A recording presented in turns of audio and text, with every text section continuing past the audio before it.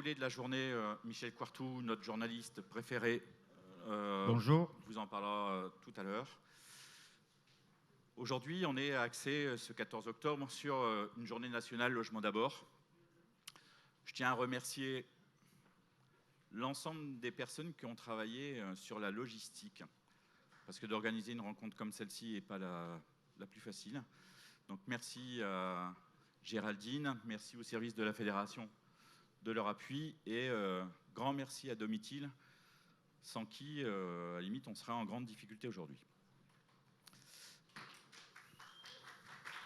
Merci à eux parce que la logistique est assez impressionnante. Vous avez eu à l'entrée un sac avec un certain nombre de documents. Je vais commencer par ça. Vous y verrez rapport d'activité de Solia, vous y verrez le projet associatif de Solia Provence. Vous y verrez aussi une petite note que vous avez aussi sur vos chaises qui correspond au déroulé des 5 visites de ce matin. De remercier en tous les cas aussi la Fédération nationale d'avoir choisi le site de Marseille pour cette journée spéciale sur la thématique Logement d'abord. Donc grand merci à toi Michel de nous avoir choisi comme site pilote. Dernier remerciement, il va à ceux qui, ce matin, vont pouvoir vous expliquer des opérations concrètes associées au logement d'abord. Donc, 2 interventions et 2 intervenants qui vont vous expliquer autour de 5 thématiques différentes ce qu'est la politique du logement d'abord et comment on l'a mis en œuvre, en tout cas sur ce territoire des Bouches-du-Rhône, avec des partenaires et avec des partenariats. Michel, je te laisse la main. Merci. Alors, merci beaucoup d'être là, pour certains qui viennent de loin. C'est la première grande réunion en présentiel qu'organise la Fédération avec nos amis de Solia Provence. On est vraiment contents. C'est un bonheur de vous voir. Alors avec les masques, on ne vous reconnaît pas tous forcément, mais c'est vraiment un grand bonheur. Cette journée, aujourd'hui, il y a deux temps, un temps visite, un temps réflexion, bilan quinquennat et prospective. Ça, c'est intéressant. Et puis bien sûr, la table ronde Marseille. Cette journée, c'est le point d'orgue d'une semaine qu'on organise et qui s'appelle les clés de la solidarité. Elle est composée à la fois d'événements locaux, donc il y a eu pas mal d'événements qui ont été organisés déjà dans toute une série de sites. Il y a à peu près 70 événements avec des bailleurs, avec des pensions de famille, avec des élus, autour de la thématique comment on propose un chez-soi à toutes les personnes qui évidemment en ont besoin. Il y a également une campagne média, vous avez peut-être pu entendre les messages sur France Inter, France Info. Il y a je ne sais pas, une trentaine, cinquantaine de messages, je ne sais plus exactement, pendant cette semaine. Voilà, donc le point d'orgue de cette semaine, c'est ici, et c'est à Marseille, et c'est pas pour rien, c'est tout simplement parce que Solia Provence fait un travail absolument remarquable. Monsieur le Président, Monsieur le Directeur et votre équipe. Merci. Merci. Merci pour eux. Alors, vous nous en avez dit un petit mot, Michel Pelang, mais vous êtes avec nous toute la journée, bien sûr.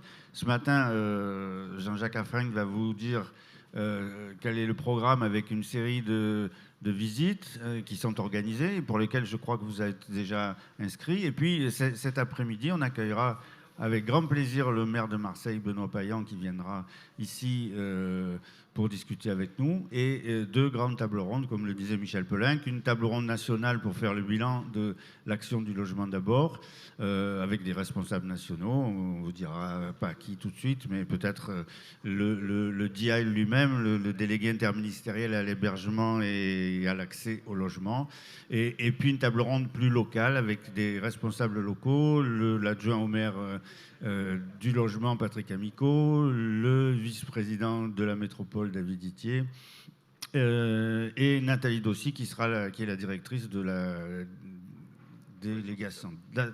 direction départementale de l'emploi, du travail et de la santé. DETS, c'est tout nouveau, c'est encore un nouveau sigle qui arrive. Donc, une après-midi de débat. Je ne sais pas si le maire de Marseille va rester un petit peu avec nous, mais on va essayer de le garder. Donc, beaucoup de choses qui vont être dites cet après-midi. Restez là jusqu'à la fin. Et la fin, bien sûr, ça sera l'inauguration de ce magnifique bâtiment. Mais ce matin, Jean-Jacques, peut-être quelques visites de sites. Allez, je reprends la main sur les 5 sites que vous allez visiter. Je sais que vous êtes préalablement inscrits. Si des personnes ont oublié là où ils étaient inscrits, on a une liste, effectivement, et on pourra vous remettre dans le bon quart au bon endroit. Donc, cinq thématiques différentes. Je vais appeler les deux coordinateurs qui vont animer ces visites de façon régulière, successive.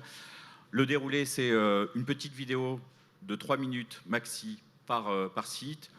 2-3 mots des accompagnateurs. On va essayer de réduire le délai pour au moins récupérer le retard des 10 heures départ ici, dans la mesure où à midi, tout le monde devrait être entré.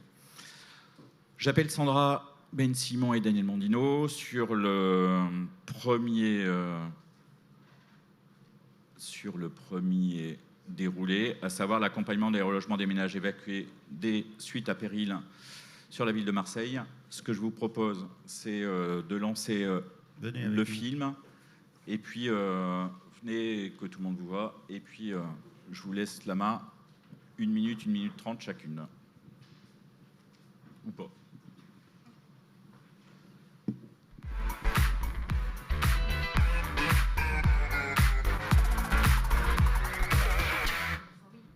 Sandra Ben-Simon, je suis coordinatrice sociale à Solia Provence. Lors des effondrements à Marseille qui sont survenus le 5 novembre 2018, donc 2 immeubles se sont effondrés, et à ce moment-là, Solia Provence s'est mis à disposition des services de la ville pour venir en soutien des personnes qui étaient présentes pour l'accueil des personnes rescapées et des personnes évacuées dans les premiers jours de la catastrophe.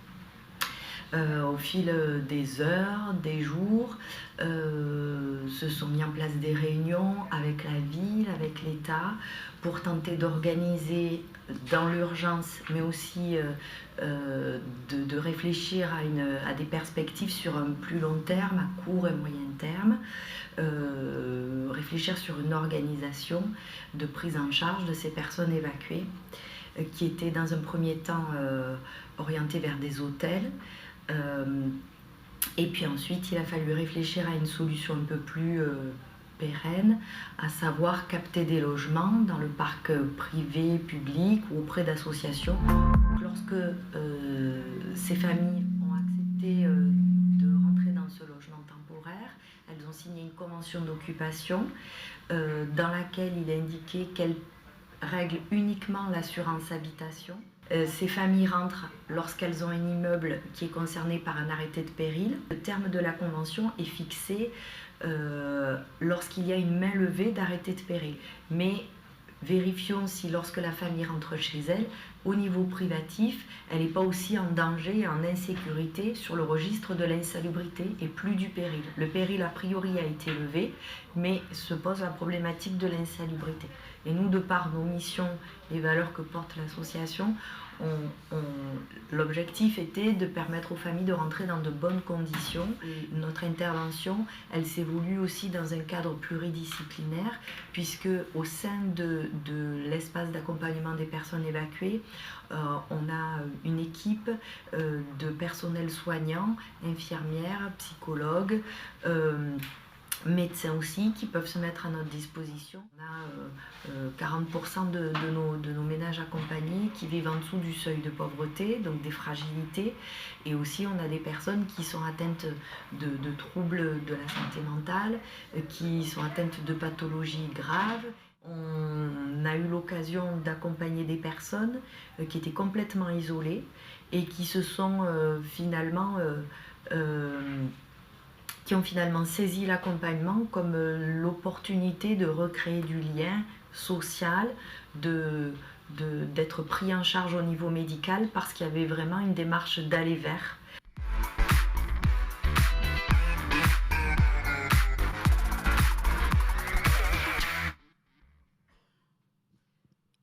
Mesdames et messieurs, bonjour.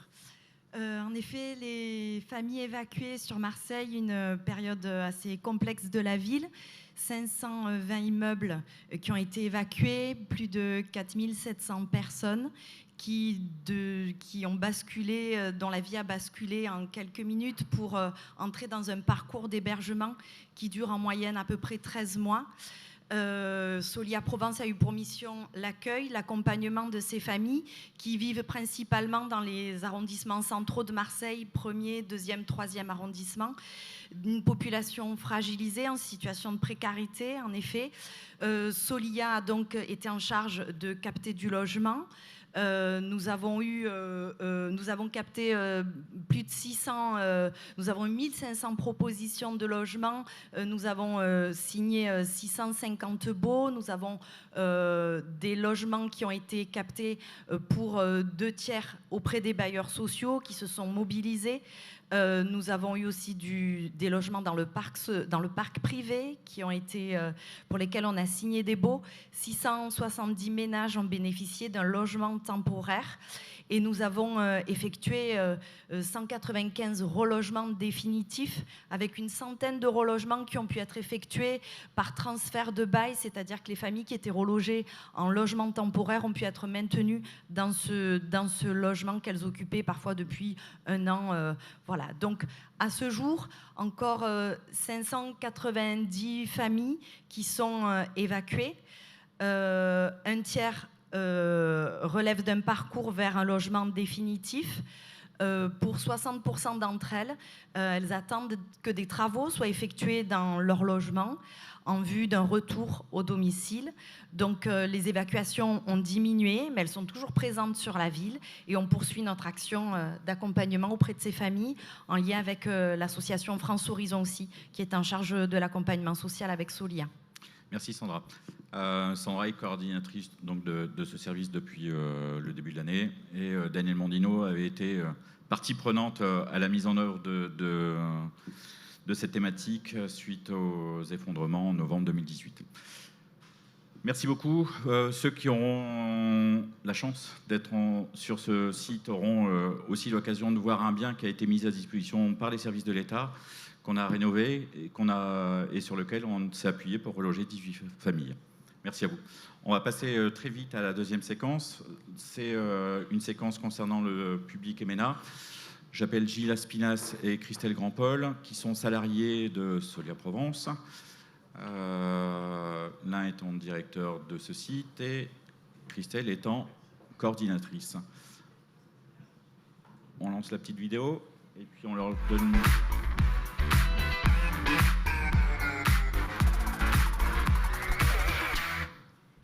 Je m'appelle Gilles Aspinas, je suis directeur d'établissement à Solia, plus précisément du service MNA, mineurs non accompagnés de Solia, qui est un foyer où nous accueillons ces fameux mineurs non accompagnés. Là, à l'heure actuelle, on a 28 jeunes. On est une mission de protection de l'enfance. Donc, on s'inscrit vraiment dans ce cadre-là, comme toute la protection de l'enfance française. Avec une spécificité, c'est que ce sont des MNA, c'est un public particulier dans la protection de l'enfance. Ce sont des jeunes qui viennent de loin, qui ont souvent vécu, il faut imaginer que lorsqu'ils arrivent chez nous, des fois ils sont partis de chez eux 2 ans avant. Donc on imagine tout le trajet qu'ils ont vécu, toutes les difficultés, tout ce qu'on entend qui est la plupart du temps vrai sur par exemple le passage en Libye, la traversée de la Méditerranée. Ce sont des jeunes qui peuvent arriver avec des parcours qu'on a du mal à imaginer et qui peuvent être extrêmement traumatiques pour eux.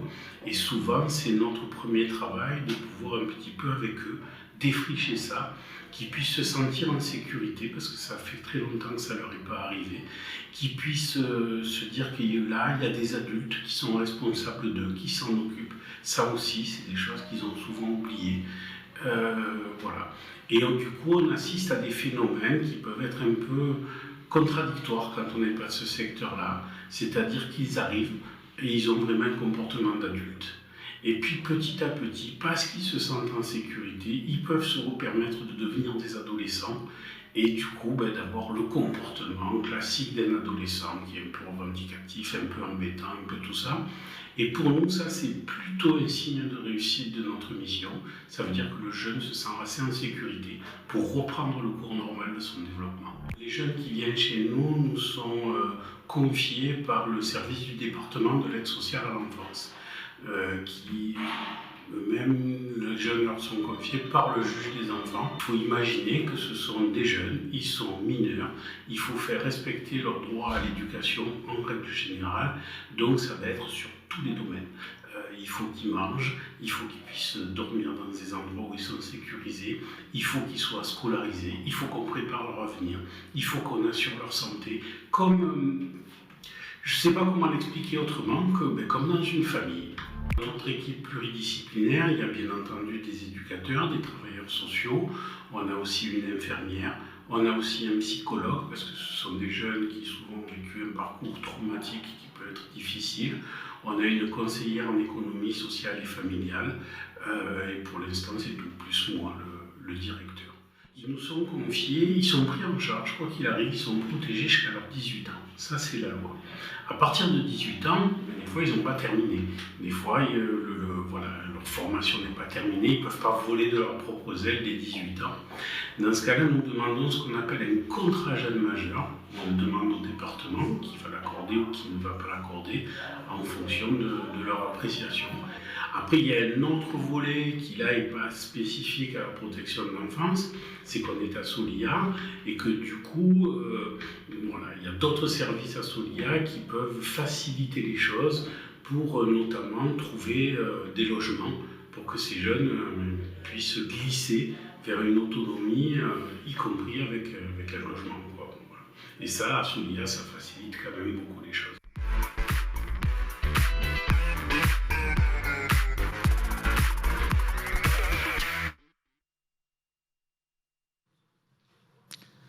Gilles, un mot. Bonjour, alors juste en un mot, très rapidement, je vous présente Christelle Grandpol qui est la chef de service du foyer. Ce projet, il est né d'un constat simple et évident et qui nous sautait aux yeux avec Christine Charnet. Il y avait des mineurs qui étaient à la rue, qui pouvaient y rester plusieurs mois et ils n'avaient pas à y être. Ils ne devaient pas rester à la rue. Il y avait un trou dans le dispositif de la protection de l'enfance. À partir de là, on a commencé à travailler sur un projet pour pouvoir mettre à l'abri ces jeunes. Solia a soutenu ce projet envers et contre tout. Ça a été un gros travail. Et voilà. Et petit à petit, on a pu réussir on a répondu à un appel d'offres, on a été retenu. Ce projet se divise en 3 parties. Il y a un foyer que vous pourrez visiter pour ceux qui le souhaitent, qui est un endroit qu'on a souhaité très, je ne sais pas comment dire autrement que cosy, chaleureux, pour qu'ils puissent justement se sentir bien, se sentir en sécurité. Une partie appartement où les jeunes peuvent glisser vers l'autonomie en passant dans des appartements et en commençant à vivre leur vie et à assumer leur quotidien. Et une partie hébergement en famille qui, lui, est extrêmement... c'est vraiment une expérimentation puisque la société civile s'était mobilisée sur cette question des mineurs non accompagnés qui étaient à la rue et nous avons souhaité rejoindre la société civile, l'aider, la soutenir là-dedans. Voilà, ça fait un panel comme ça de possibilités. Vous pouvez nous dire combien de jeunes sont concernés? Alors, nous sommes habilités pour 65 jeunes. À l'heure actuelle, nous en avons 71 parce que les besoins sont énormes et donc on est monté un petit peu au-delà de notre habilitation. À l'heure actuelle, maintenant, on commence, je vais dire, à rentrer dans une vitesse de croisière. Voilà, les jeunes sont chez nous, ils sont tranquilles, la plupart sont scolarisés. Quand je dis la plupart, je pense que sur les 71, on en a 2 qui ne sont pas encore scolarisés. On peut estimer la totalité de tous ces mineurs qui sont à la rue. Ça concerne combien Alors, de personnes? les chiffres n'arrêtent pas de bouger. Voilà. Ce que je peux vous dire, c'est qu'on avait réussi sur les Bouches-du-Rhône à redescendre à 1 mois d'attente à la rue. Là, c'est en train de remonter, on est à 2 mois. On a pu monter jusqu'à 4-5 mois. Je ne peux pas vous donner de chiffres parce qu'ils n'arrêtent pas de bouger, mais ça se compte en centaines, ça c'est sûr. Voilà, pour vous donner une échelle. Voilà. Et donc ce projet a été monté pour répondre à ce besoin qui était nouveau et qui était, je dirais, juste intolérable. Il n'était pas possible que ça reste comme ça. Voilà. Merci. Merci. On passe à la séquence suivante. Il nous reste 20 minutes. Désolé. Séquence suivante, elle tourne autour du chez soi d'abord. En vous rappelant qu'en 2011, il y a une expérimentation qui s'est lancée sur 4 sites pilotes, qui étaient Lille, Paris, Marseille et Toulouse. J'ai vu ma collègue de Toulouse qui était dans l'aventure dès 2011. Salut Dominique. Là, on va vous faire découvrir une première vidéo, enfin une seule vidéo d'ailleurs, qui correspond juste à la mise en bouche. Donc c'était une vidéo toute première de 2012-2013, qui était encore sur la question de l'expérimentation. Vont venir nous rejoindre Kate Massol, qui est administratrice du groupement, et Mohamed Katala, qui est chargé de l'action globale au niveau du 1 chez soi. De vous rappeler qu'en 2011, on était sur la question de l'expérimentation associée avec l'APHM, HAS, qui était plutôt sur l'accompagnement des publics, et nous qui étions plutôt fournisseurs de logements. On est parti.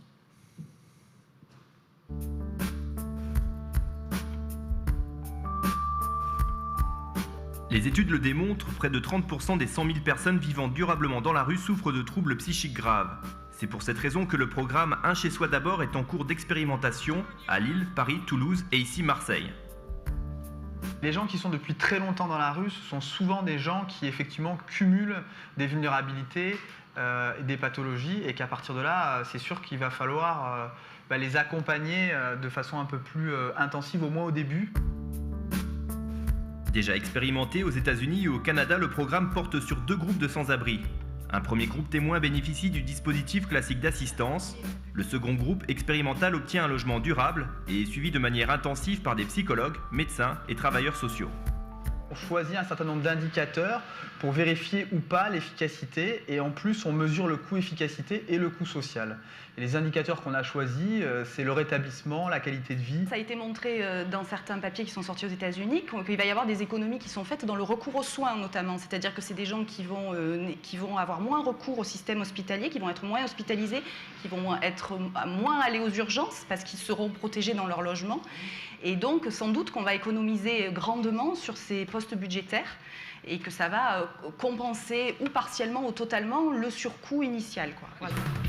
Christophe, qui a vécu 10 ans dans la rue, participe à ce programme. Il vient juste d'emménager dans son appartement de Marseille et rencontre régulièrement les équipes d'Un chez soi d'abord pour évaluer ses besoins. Moi j'en ai plein. Les coussins, les traversins, il y en a plein au local. Ouais, traversins. Moi j'en ai à donner aussi, donc je n'importe quoi. C'est tout ce vaisselle, etc. Christophe, t'as ce qu'il faut? Tu continues à être responsable de tes revenus, responsable du choix de ce que tu vas en faire, sauf que ça permet de mieux gérer de manière hebdomadaire. J'ai envie d'avoir un appartement et d'être à moitié autonome, on va dire. Je rencontre un sociologue, je rencontre des infirmiers, je rencontre des éducateurs. Au bout des 3 ans, j'espère être autonome totalement. Au total, sur 3 ans, cette expérimentation concernera 800 personnes, dont 400 relogées. En plus des économies réalisées par la collectivité, le programme devrait permettre l'amélioration de la qualité de vie et la santé de ces personnes sans abri.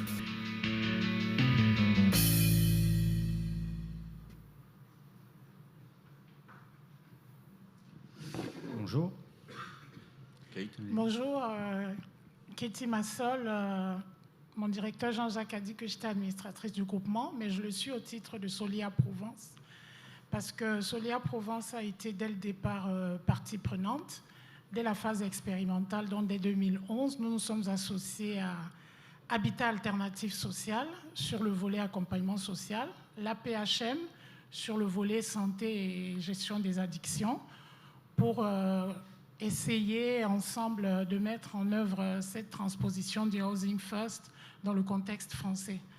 Donc l'expérimentation a été porteuse puisque le dispositif a été entériné dès 2016 et à cette occasion, la volonté du législateur a été que le dispositif prenne la forme désormais d'un groupement de coopération sociale et médico-sociale. Donc depuis 2017, nous avons officiellement constitué ce GCSMS et l'administration est portée par Solia Provence et Habitat Alternatif Social en alternance sur une période de 18 mois chacune. L'APHM n'ayant pas souhaité au départ s'impliquer sur cet aspect de la coordination. Il faut dire aussi qu'il y a quelques mois, l'État a décidé que ce dispositif puisse être essaimé sur l'ensemble du territoire avec un projet de 2000 logements d'ici 2022. Donc il y a de nouvelles régions, de nouveaux sites, de nouveaux territoires qui sont désormais partie prenante. Et nous, à Marseille, nous avons à cette occasion eu un aval de nos financeurs pour élargir le groupement sur 100 nouveaux logements, 100 nouvelles places. Et à ce titre, nous avons permis à d'autres opérateurs, d'autres partenaires, de faire leur entrée dans le groupement, de sorte qu'aujourd'hui, à côté des 3 porteurs historiques dont je vous parlais tantôt, il y a 4 nouveaux membres. Nous sommes donc 7 membres dans ce GCSMS. Il y a le centre hospitalier Édouard Toulouse qui s'est joint à nous, l'association Bus 3134. 33. 32 34. Je suis désolée. 31-32. Et enfin, Addiction Méditerranée. Donc, Juste pour complémenter les propos de Kate, une phrase. 18 sites pilotes, enfin 18 sites aujourd'hui à l'échelle nationale. On a nos collègues de Besançon qui ont rejoint la thématique du 1 chez soi, donc félicitations à eux. Et puis d'encourager l'ensemble du mouvement à rentrer sur cette dynamique de développement et d'essaimage sur l'ensemble du territoire. Mohamed, tu étais depuis l'origine. Oui, comme tu dis, donc je m'appelle Mohamed Kettara, je suis arrivé sur l'équipe 2011. On a commencé les premières inclusions le mois de juin 2011. Et à ce jour-là, donc sur 10 ans, on a pu loger 160 personnes, je pense, de ma tête. Et avec l'élargissement, donc on va arriver encore à loger 100 personnes d'ici fin 2022.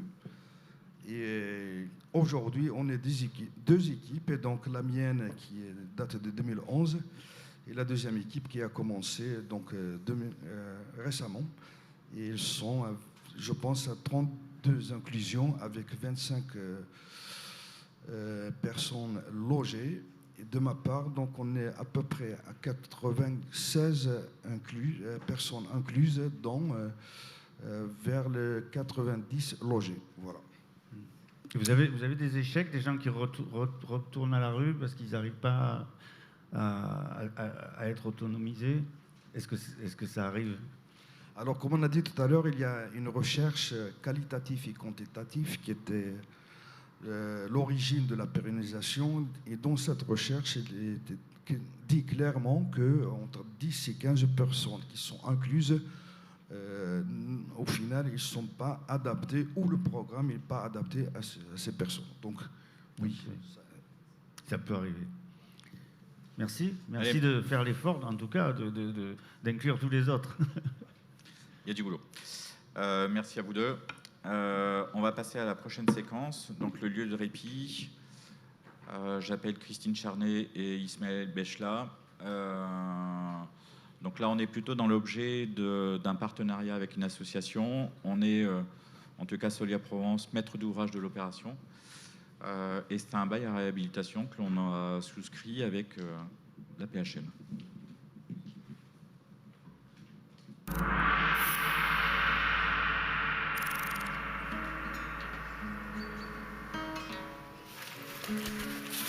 Regarde la dose là. Ça c'est le Xanax, ça c'est le Valium, je crois. Ça c'est le traitement de fond qu'ils m'ont mis, qui me fait faire les impatiences. Ça c'est pour le gérer, c'est pour l'envoyer, t'as vu? Parce que dans les jambes, ça fait des... T'es allé combien de fois en hôpital? Je suis allé 3 fois. Et les 3 fois, c'est ma mère qui m'a envoyé les pompiers ou la police. Parce que j'étais trop énervé, je pétais des trucs dans la maison. Et d'un seul coup, j'ai fait une crise de panique et de claustrophobie. Et j'ai fait... Et j'étais dans le lit, et je m'arrêtais plus. Le policier, il est arrivé sur moi, il m'a fait comme ça, il était obligé, il m'a fait comme ça. Boum, dans le crâne, comme ça, bam, je me suis endormi. Je me réveille, l'infirmier Thomas d'un mec grand, il me dit, tu sais où t'es? Je lui dis, je suis à Toulouse. Il me dit, ouais, maintenant je vais te détacher, tu vas mettre le pyjama et tu vas rentrer dans la salle d'isolement. Et quand on ressort, ça va mieux? C'est toujours plus hard. Je ressors toujours plus méchant. Là-bas, ça te tue, ça te cachetonne, ça te tue. Arrête, t'es lobotomisé, t'es un zombie, tu marches comme ça. Nora, qu'est-ce que tu penses de moi? Alors, qu'est-ce que je pense de toi? Je pense que t'es un bon garçon. Un peu pampelope, mais c'est normal. Mais ça va le faire. Ouais. Et je suis très contente que tu sois là. Merci Minora, ça me fait trop plaisir de t'avoir.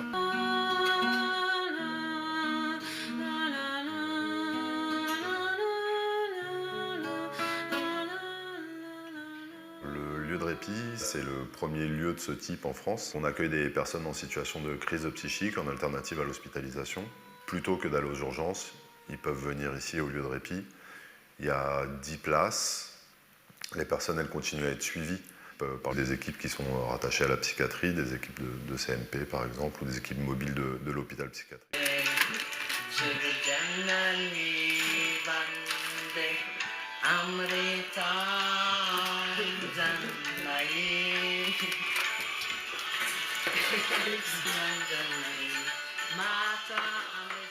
L'idée, en fait, c'est d'avoir des personnes qui interviennent dans le lieu, qui n'ont pas forcément une formation dans le médico-social très définie, mais qui peuvent avoir un rapport sain avec les personnes qu'on accueille. On a en ce moment 3 intervenants qui sont aussi médiateurs de santé pair, donc qui ont une expérience personnelle des troubles psychiques, avec un parcours de rétablissement, et qui peuvent partager des choses avec les personnes qu'on accueille.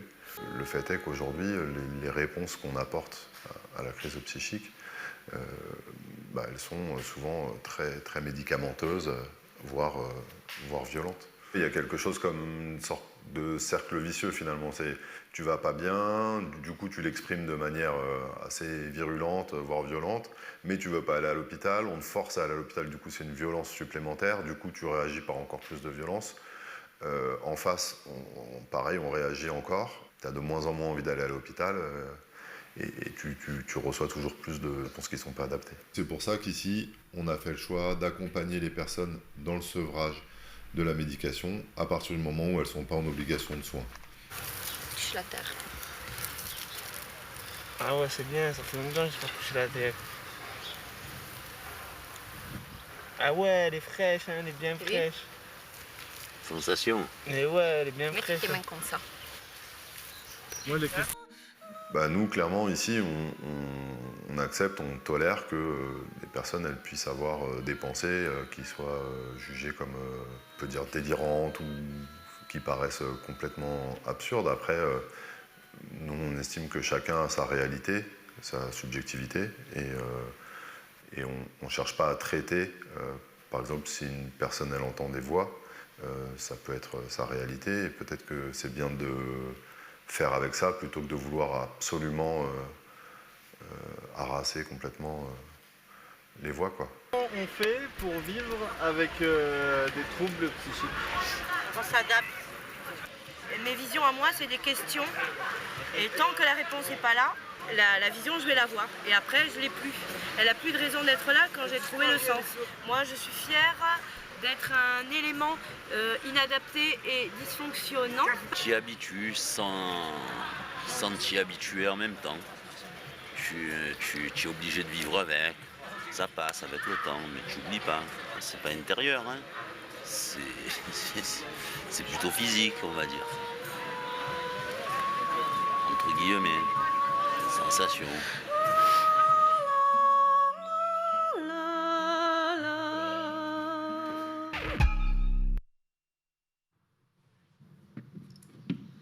Bonjour, Christine Charnier-Esler, je suis la directrice du pôle développement innovation sociale pour Solia Provence.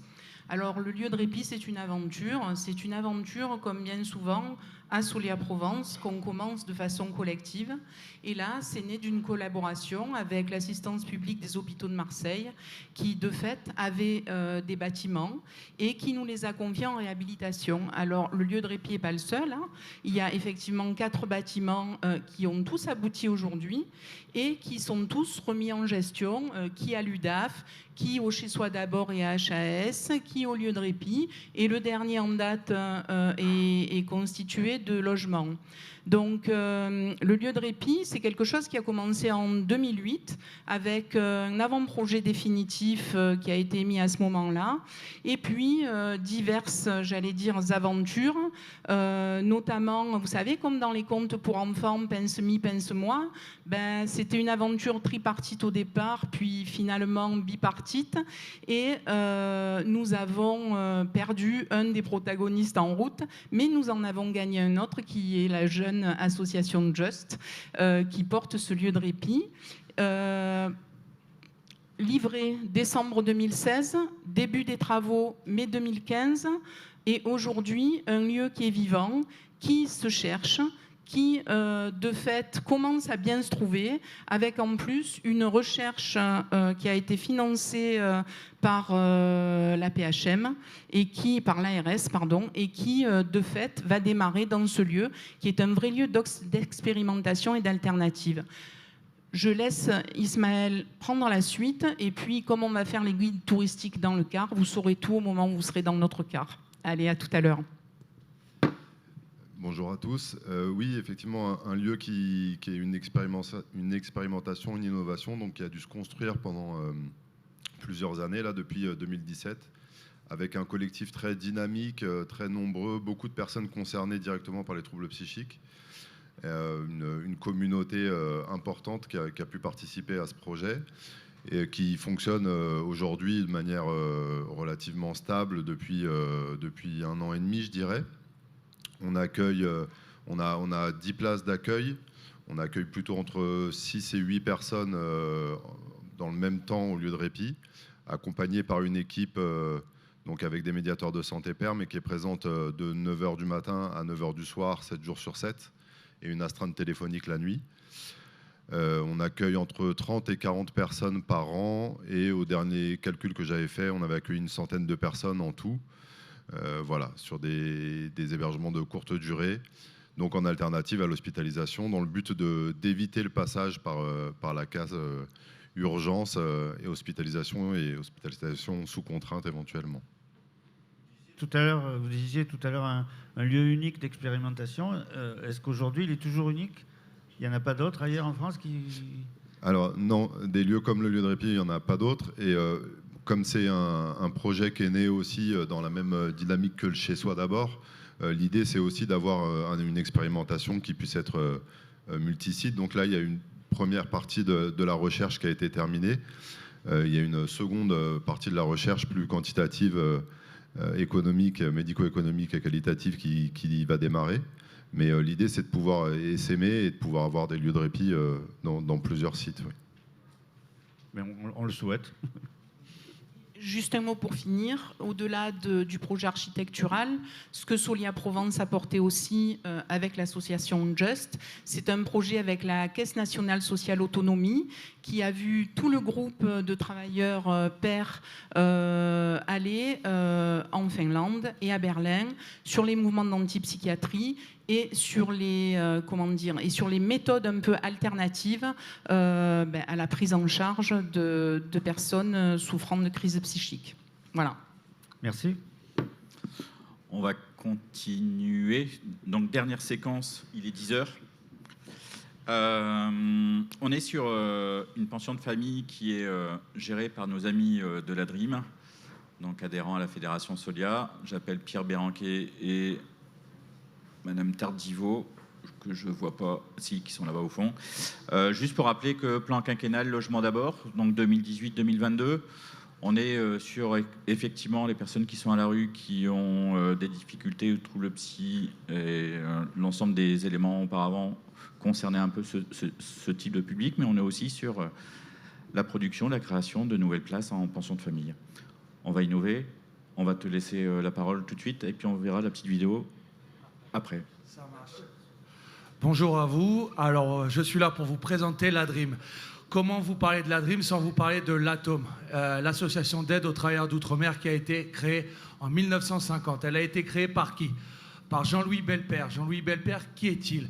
C'est un homme qui, dans les années 30, crée une première résidence pour accueillir des étudiants venant d'Asie et d'Afrique. Donc ça, c'est déjà sa première expertise en temps d'accueil d'étudiants. 1939-45 commence la Deuxième Guerre mondiale, donc là, il se lance dans la résistance. Il fait des faux papiers dans le quartier de l'Intercontinental à Marseille. Son savoir-faire est reconnu par la Gestapo. Il part dans le maquis se réfugier. 1948, c'est la fin de la guerre. Et là, le secrétaire d'État à la ville de Marseille demande à structurer l'accueil des travailleurs d'outre-mer qui vont commencer à arriver sur Marseille. Donc là, Jean-Louis Belpère et sa femme sont mandatés pour créer cette première association qui va réaliser un sas d'accueil et d'orientation des travailleurs d'outre-mer. La DREAM, après, c'est le développement d'actions sur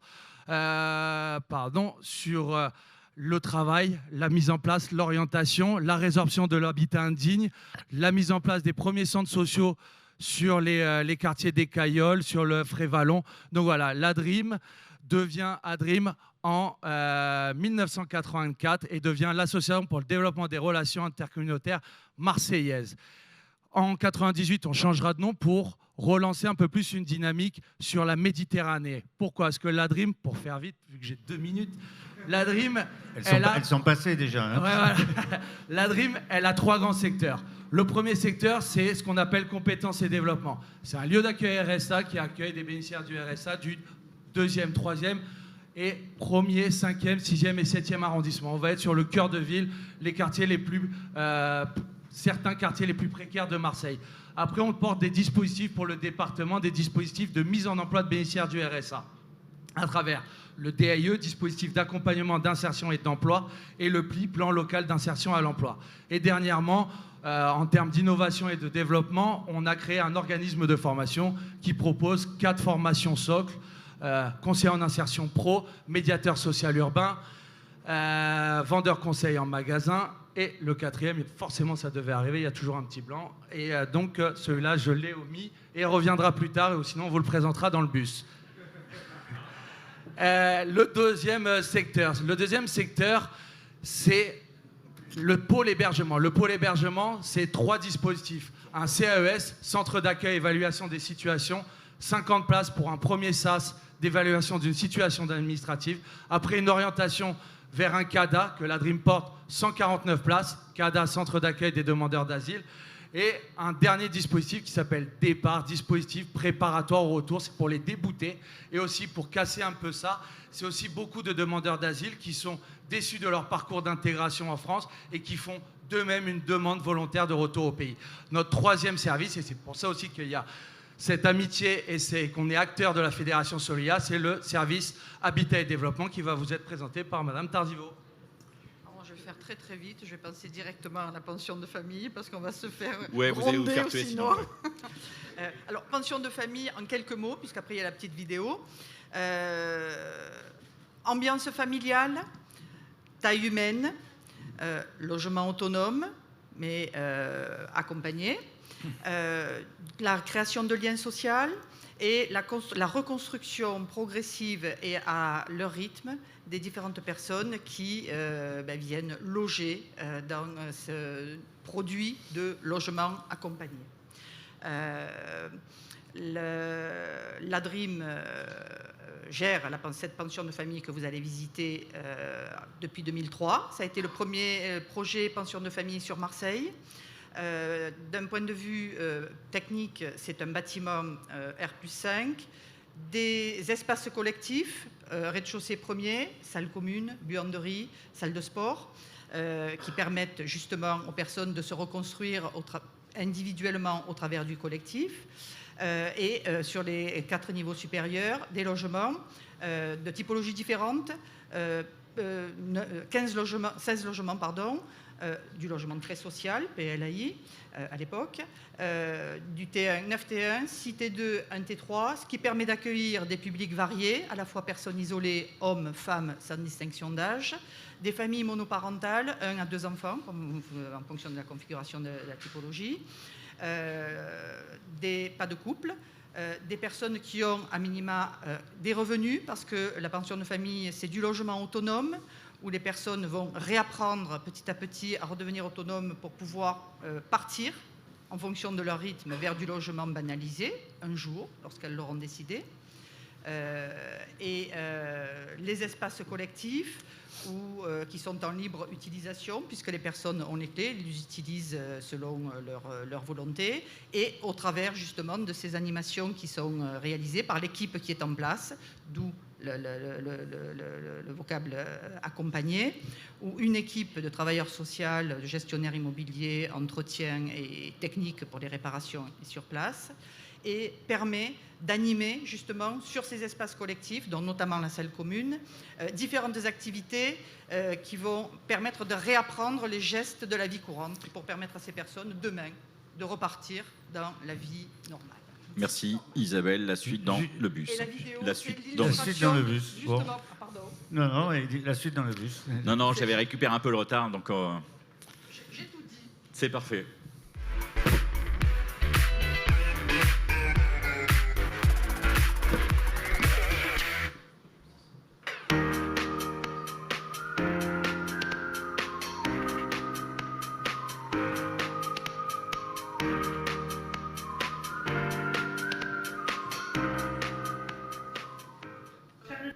De la pension de famille de la DRIM, nous voulons vous annoncer que la Fondation Bruno a accepté notre projet qui a été fait avec les résidents et il nous attribue donc un chèque de 5 675 €. Ouais, cool. Monsieur Romieux avait dit, si on est retenu, il faut payer un apéro. Eh ben voilà. De recevoir l'argent, c'est pas suffisant. Maintenant, il ne faut pas abandonner, il faut continuer. C'est pas fini. Maintenant, ça commence.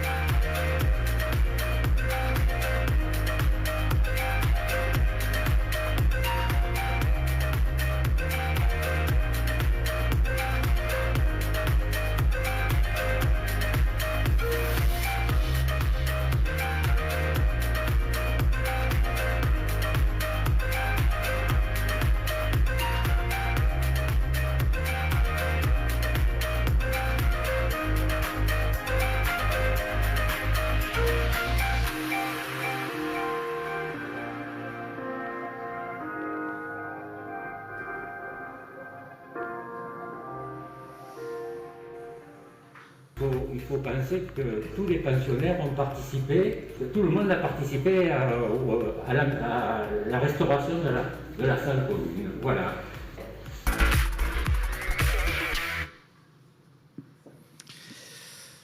Merci, aux deux dernières intervenants, sachant que la première pension a été faite par la DRIM et la dernière, qui devrait s'ouvrir en mois de novembre, sera faite par Solia. Au moins, on a de la transition. Pour ceux qui ont un peu de temps ce soir, il y a un film au César, au César à Marseille, qui est autour de personnes atteintes de troubles psy et qui ont été accompagnées aussi par Solia Provence. Ça, c'était le jingle, j'ai rien à... Voilà. Sur l'organisation maintenant du déroulé, vous avez 5 bus qui vous attendent. Il y a une affiche avec la destination du bus. À l'accueil et à la barrière, il y a la liste des personnes qui sont identifiées sur les différents sites de passage. Je vous souhaite une excellente visite. N'oubliez pas que vous êtes en site occupé, donc du coup, la question des personnes qui vous reçoivent, c'est à prendre en compte. On est sur des sites assez hétéroclites. Merci, bonne visite, et puis de retour à midi. À tout à l'heure. Merci beaucoup.